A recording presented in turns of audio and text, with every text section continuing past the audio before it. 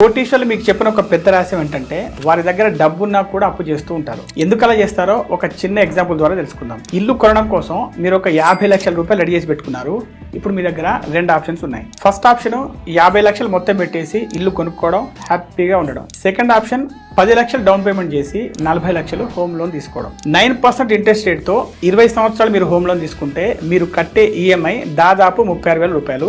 20 సంవత్సరాల తర్వాత మీరు కట్టే మొత్తం అమౌంట్ ఎంత అంటే అసలు 40 లక్షలు, వడ్డీ 46 లక్షల 40,000, మొత్తం 86 లక్షల 40,000. మరి ఈఎంఐ నీ బాబు కడతాడా అని మీరు కామెంట్ చేయొచ్చు. అదేలా కట్టాలంటే మీ దగ్గర 40 లక్షల రూపాయలు ఉన్నాయి కదా, దాన్ని మీరు ఇండెక్స్ ఫండ్ లో SWP లో ఇన్వెస్ట్ చేయండి. నెల 36,000 దాంట్లో నుంచి డ్రా చేస్తూ ఉండండి. దాంతో మీరు ఈఎంఐ కట్టుకోండి. ఇక ఆ ఫండ్ లో మీకు తక్కువలో తక్కువ 12% రిటర్న్స్ వచ్చినా కూడా 20 సంవత్సరాల తర్వాత మీరు విత్డ్రా చేసిన 86 లక్షల 40,000 నుండి మీరు పెట్టుబడి పెట్టిన 40 లక్షలు తీసేసినా కూడా మీకు చివరికి 57 లక్షల 80,000 దాకా మిగులుతున్నాయి. డబ్బు ఉన్నా కూడా అప్పు చేసి స్మార్ట్ గా ఇన్వెస్ట్ చేస్తే వచ్చే లాభం ఇలాగే ఉంటుంది. మరి మీరు ఇప్పటిదాకా ఇన్వెస్ట్మెంట్ స్టార్ట్ చేయకపోతే జస్ట్ 500 రూపాయలతో కూడా మీ ఇన్వెస్ట్మెంట్ స్టార్ట్ చేయొచ్చు. లింక్ బయోలో ఉంటుంది, చూడండి.